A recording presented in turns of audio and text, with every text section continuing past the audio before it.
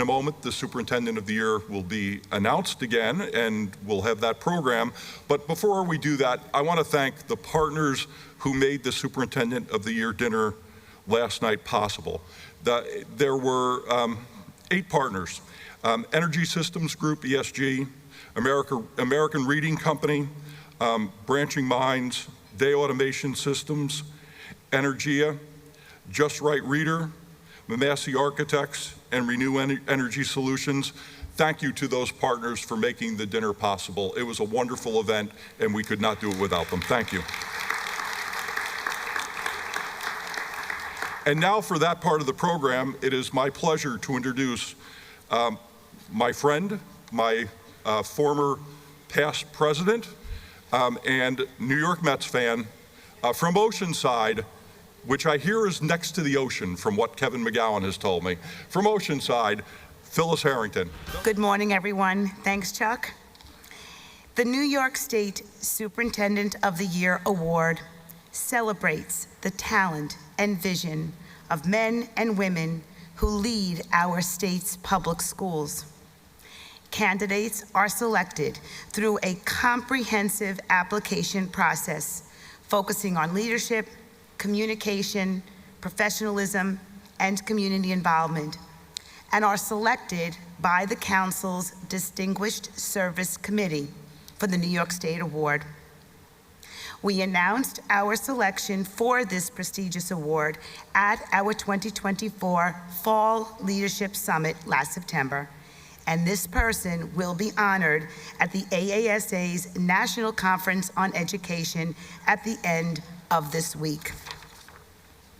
It is now my pleasure to invite Gabriella, Hunter, Madison, and Morgan Sanchez to come forward to present this award. Wow. Good morning, everyone. It is an incredible honor to stand before you today to celebrate my husband, a man who has dedicated his life to the growth and well-being of children. It is no surprise to me that he has been named Superintendent of the Year, because every day he leads with his heart, his passion, and an unwavering commitment to ensuring every child has the resources, opportunities, and support that they need to thrive. From the very start of his career, he has always believed that education goes far beyond the classroom. He understands that for children to succeed, they need access to more than just lessons and textbooks. That belief has driven him to make extraordinary efforts to ensure no child is left behind. One of the most inspiring examples of this is his dedication to literacy. Knowing that some children didn't have access to books, he took matters into his own hands. Literally, he built a book van on wheels. He packaged up books and then he delivered them directly to children who couldn't get to a library or afford books on their own. He knew that the ability to read can change a child's future, and he refused to let access be a barrier. But his dedication doesn't stop there. In the coldest months of the year, while many of us are warm at home, he is out late at night doing coat runs, collecting winter gear and delivering food and jackets to children and families in need. It's not about recognition for him. It's about making sure no child goes to bed cold or hungry. He has been a fierce advocate for early childhood education. He's implemented free pre-K in every district that he has worked. His relentless efforts have changed the lives of countless young learners, giving them the strong foundation they deserve. His mission has always been to take what is often considered a privilege and turn it into an experience for all. He sees opportunity where others see barriers, like when he partnered with our neighboring film center, busing kids there so that they could learn hands-on how to make films. And let me tell you, this wasn't just life-changing for the students. Even I got to attend a few sessions, and now, as an adult, my entire world has shifted once I understood the artistry and the teamwork that goes into filmmaking.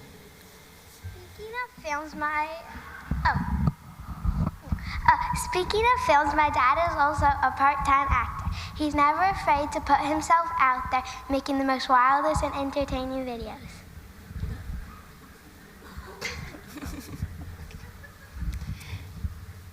And believe me, I keep asking for a revival of all of these performances. Here's a few on the screen.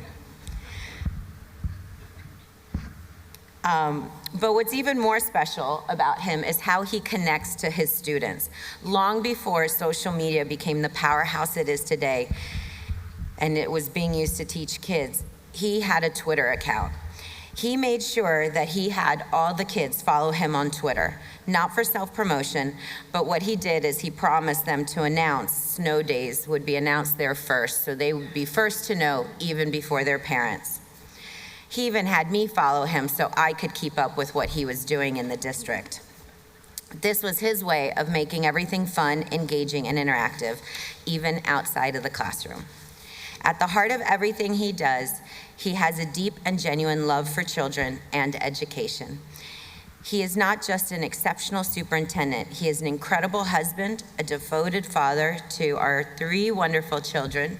I don't know if she counts as a child anymore. And he is a role model for those that are lucky enough to know him. This morning, as he receives this well-deserved award, I want to thank this organization for recognizing his hard work, his heart, and his vision. He has spent a long life putting children first, and I cannot think of anyone more deserving than to get the title of superintendent this year. Congratulations, my love. We are all so proud of you.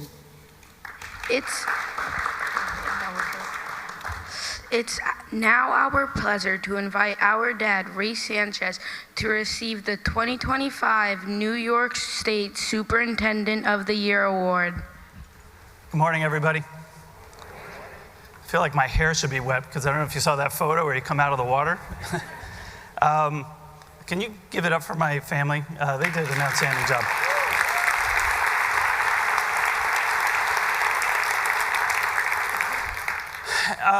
So I'm going to try my best to collect my words and hopefully share the message that I felt was really important to share with each and every one of you, one of gratitude and one of hope.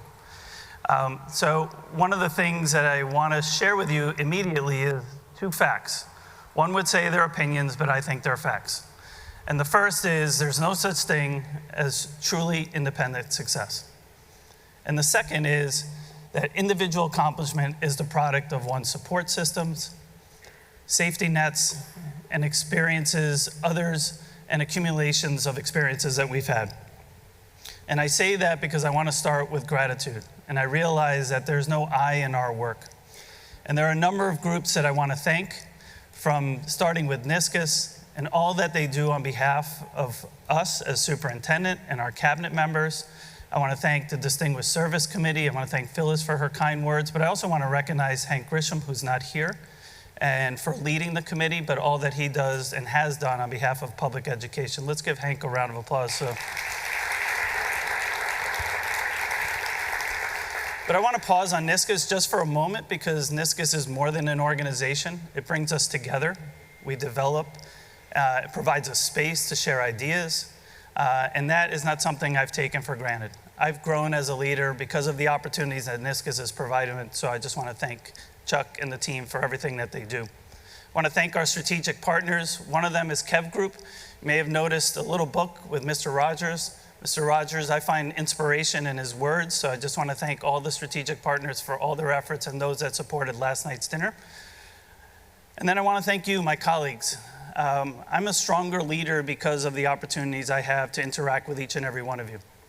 I learn from you, whether it's in walks down the hall or through the talking about the vendors.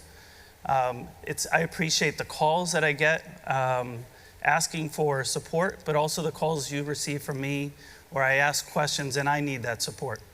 There are a number of colleagues across the state that I've felt comfortable reaching out to make sure that some of the decisions that I have to make on behalf of kids were the right ones always. And I grow each and every time. You don't realize it, but sometimes I take ideas from each and every one of you and try to apply them. And I often say public education and our work is not proprietary. We should be taking all those great ideas that we have from that are happening in each of our districts and seek to bring them back to our own districts, that we have a sphere of influence in support of the students and families that we have the opportunity to serve. I want to thank my Board of Education. My board president is here with us today. but I cannot do the work without their support and allowing me to fall forward and make mistakes, but because that is part of innovation. But they've always been supportive of me and always checking on me as an individual and during difficult times. So I want to thank Michelle and the Board of Education in Tarrytown for all their work and all that they do on behalf of children. And I want to mention my mentors. Last night I had the opportunity to recognize 3 individuals that had a significant impact on my life. One is Dr. Bob Rowley, who was a former superintendent in Ossining. Judith Johnson, who was my superintendent when I was in Peekskill for a year, but also our Board of Regents. And also Tom Sobel. They reminded me of the power of public education, and I'm forever thankful for their contributions to my life and what it means for me to be a leader. Also want to recognize my grandfather, Mia Whittle. See, I'm the son of Cuban immigrants. My grandfather left illiterate from his country, not being able to speak Spanish or speak English, coming here with hopes for his family. And he reminded me of a few things. Number one, the importance of perseverance, importance of family, and the importance of education. And I'm forever grateful for the sacrifices he made for me to be here, and that gives me the opportunity now to speak before you and to have served as a superintendent of schools. And my students and families that I've had the opportunity to serve, they're my everything, they're my why. And I know they're your whys as you go back and serve as superintendents of schools. And lastly, my family, my children, and of course my wife. I mentioned to her, she's not my rock, she's my boulder. She's the one that keeps our family moving. I am not always there, but they know that I care deeply about each and every one of them, and I want to thank them for all their sacrifices so that I can serve as a superintendent. Let's give them another round of applause, please.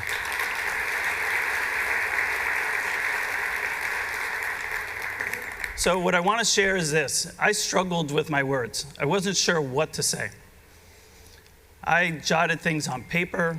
I listened to various podcasts. I'm like looking for ideas of what to share with you here this evening.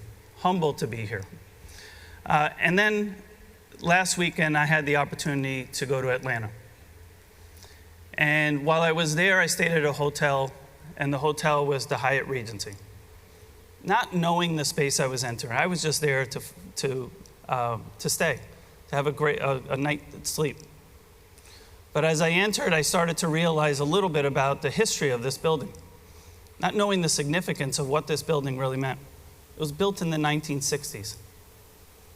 It was 22 stories. It was one of the tallest buildings at the time it was built.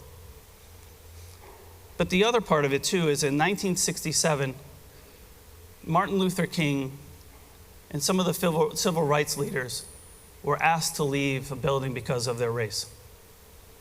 And they were seeking a place to meet. And the Hyatt Regency opened the doors for them to hold the conference, the 10th annual Southern Catholic Conference, where they talked about issues of race, classism, and inequities. This hotel is now referenced as the Hotel of Hope. They provided them the space for them to talk about the challenges that exist.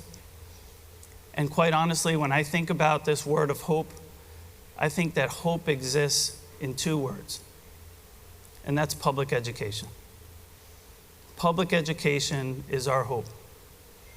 We make a difference in the lives of millions of children every single day, every single second. We serve all students. We don't just create systems, we adapt systems based on the needs of the students that we have the opportunity to serve in our communities. That is what public education is. And our schools are beacons of hope. And why is that? Because our schools value our children. Our schools honor the identity of the children that enter and the adults that enter these spaces. They affirm our students, and they love our kids. In our schools, there's joy,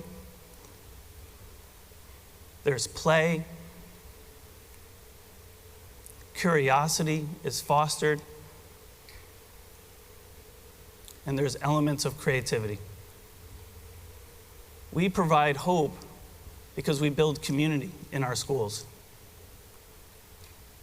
We provide opportunities to critically think about the work that's taken place and build critical thinkers. We provide hope by caring and leading with our hearts and our souls. And lastly, we honor the languages of our kids when they enter these spaces as well. So in Terrytown, hope looks like this, and these are just a few examples. Hope is early childhood. Hope is supporting 4-year-olds in their journey. Hope is reaching out to children even before they enter our schools. Hope is a bilingual middle school play, one of the first.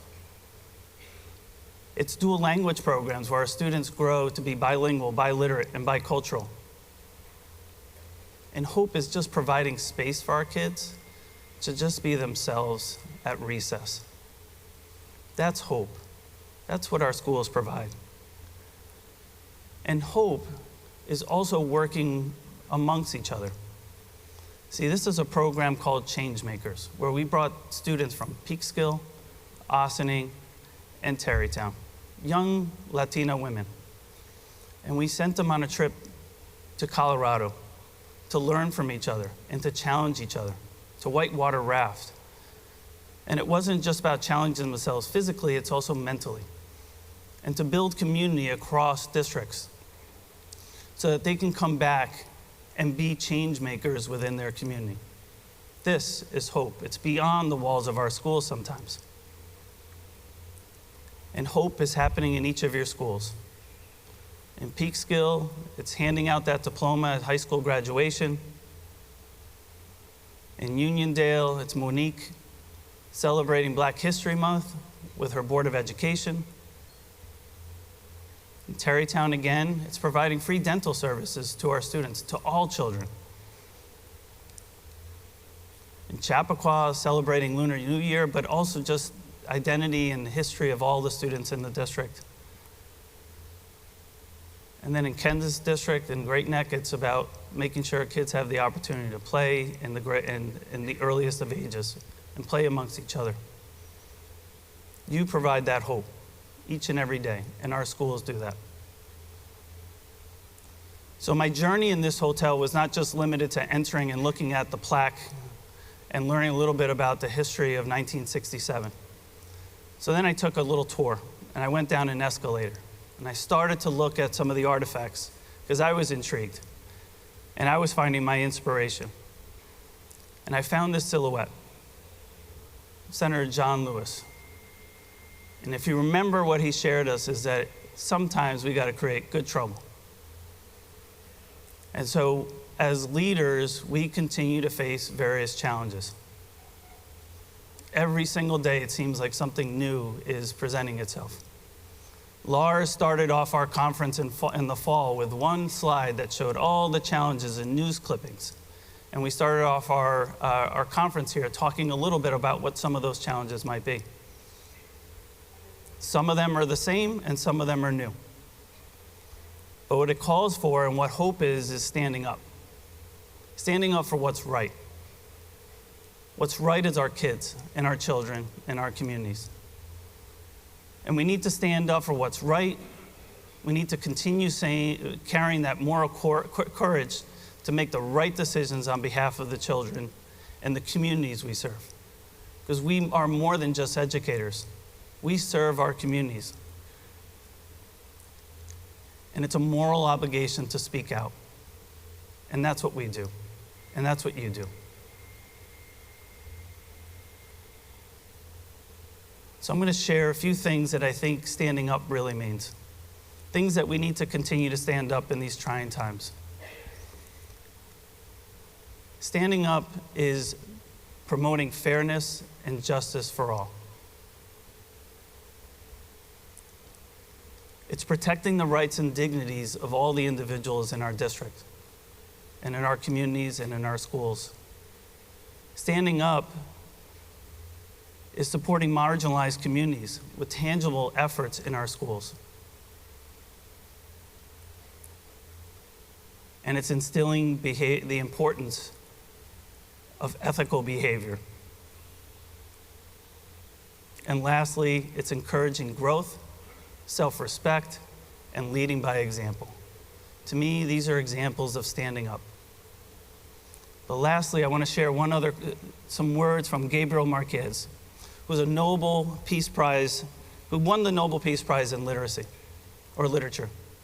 And he reminds us of this, because I think these are components also that we need to be conscious of in our schools in creating hope and standing up. It's the belief that we need to make sure that we're creating critical thinkers and we're checking facts and asking questions before defining and making our final decisions. It's developing and focusing on humanity. That's what we do. That's hope. Supporting the individuals and the humans in our buildings and in our communities. And lastly, it's allowing kids to be kids. Letting them fall, letting them stand up on their own, and just scaffolding the work. All parts of our efforts to stand up and create hope for all our children through public education. So I want to leave you with a quick video that I think captures it all. These are 50 years after that one moment where Martin Luther King entered the Hotel of Hope. So please enjoy.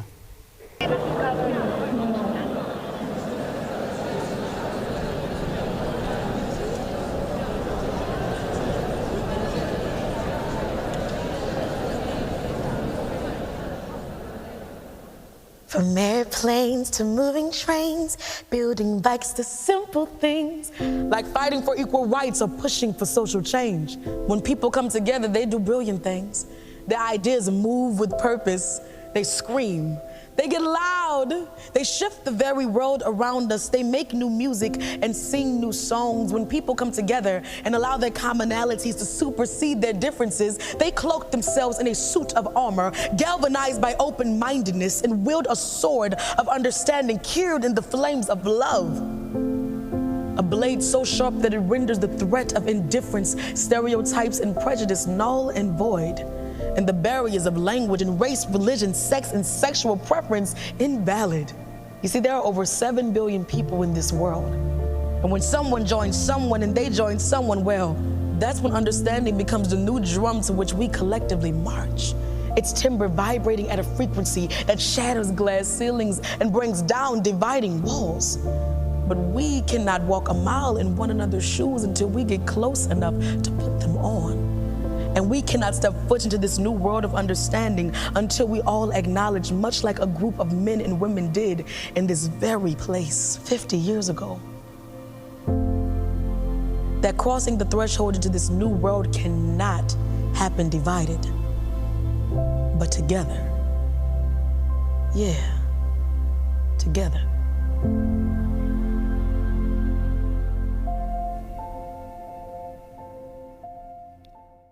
That message still resonates with us today. But what matters and what I want to leave you with is this, is that I am honored to be here with each and every one of you and call you my colleagues. But the real hope is us, each and every one of you, and it's the we and the collective of each and every one of us in this room. Keep fighting the fight, keep caring for our kids, and keep doing the great work that we're doing on behalf of children. The work is hard, but here's what makes it easy. It's working together on behalf of the children. And so with that, I'll leave you with one last quote from the Shawshank Redemption. It says, "Hope is good, maybe the best thing, and no good thing ever dies." Thank you, everyone, for this opportunity.